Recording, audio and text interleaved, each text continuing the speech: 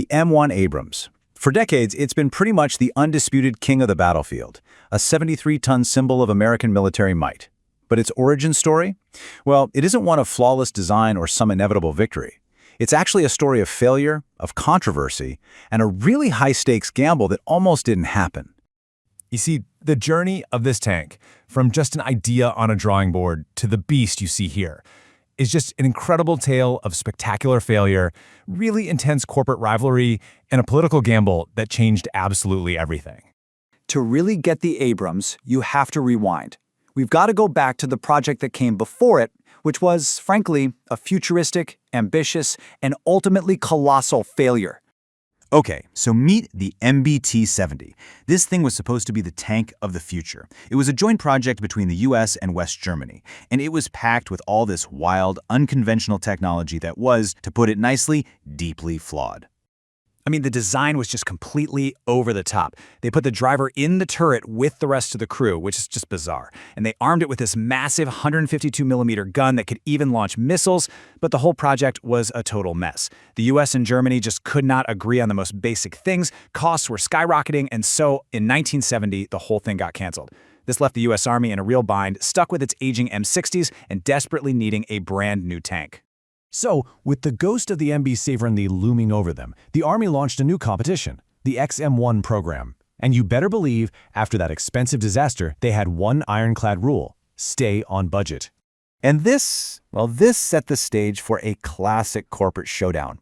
In one corner, you had Chrysler Defense, in the other, General Motors. They both submitted their prototypes in 1976, and their designs, they really represented this fundamental clash of philosophies about what a modern tank should even be. The two approaches really couldn't have been more different. GM played it safe, They went with a proven, conventional diesel engine, and they focused on better armor and fire control, and crucially, a lower price tag. Chrysler, on the other hand, took this massive gamble on a brand new, totally unproven gas turbine engine. Sure, it was powerful, but it guzzled fuel like crazy, and there were real concerns about its reliability. And when they put them head-to-head in testing, the results were pretty clear. The GM design was simply the better tank. So by the spring of 1976, the decision was pretty much made. The Army had picked its winner, General Motors. The contract was all but signed. But then, just as the Army was getting ready to pop the champagne and announce its decision, a dramatic, last-minute intervention from the highest levels of the Pentagon completely changed the game. I mean, that's the multi-million-dollar question, isn't it? GM had the superior tank, it was cheaper, and it was the one the Army wanted. So how in the world did Chrysler, with its risky and more expensive design, end up getting the contract? Well, the answer came down to one man and one engine. The Secretary of Defense at the time, Donald Rumsfeld, he stepped in and, completely ignoring the Army's objections, insisted that the new tank had to have a turbine engine. As Assistant Secretary Ed Miller said right here, this was a political decision, not a technical one. And since Chrysler was the only one offering a turbine, the game was suddenly rigged in their favor. And just like that, it was official. The Army's preferred design was thrown out, and Chrysler's risky, turbine-powered tank was in. The M1 Abrams was born not out of technical superiority, but from a political gamble. So the tank, now officially called the M1 Abrams, went into production in 1980. But it did so with this cloud of controversy still hanging over it, especially about that radical turbine engine. The big question was, would this huge gamble actually pay off when it mattered most? For about a decade, the Abrams was in service, and the Army worked really hard to iron out all its initial problems. Then, in 1991, it faced the ultimate test, Operation Desert Storm, in the vast deserts of Iraq and Kuwait.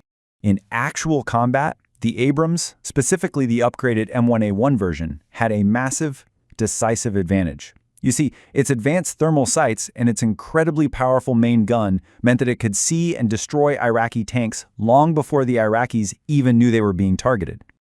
Get this, the M1A1 could effectively engage targets at over 2,500 meters. That's more than a mile and a half away. Now compare that to the Soviet-made T-72 tanks the Iraqis were using. Their effective range was less than 2,000 meters. That 500-meter gap, well, it was a death sentence. The Abrams crews were just picking them off before the enemy could even get a shot off.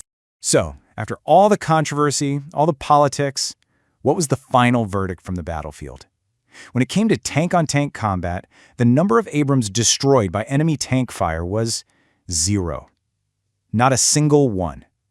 The political gamble had paid off, and it had paid off spectacularly. The Gulf War absolutely cemented the Abrams legacy. It became a legend. But the story didn't stop there. The tank has been constantly evolving ever since to stay ahead of whatever new threats pop up. You know, it started back in 1980 with a 105mm gun, but it quickly evolved into the M1A1, which had that devastating 120mm cannon that was so effective in Desert Storm. Then came the M1A2, a huge leap forward with advanced digital systems and independent thermal sights for the commander. And the version they have today, the M1A2 SEPV3, is a fully digitized beast, totally networked for the modern battlefield. It's just a testament to a design that was built from the ground up to adapt.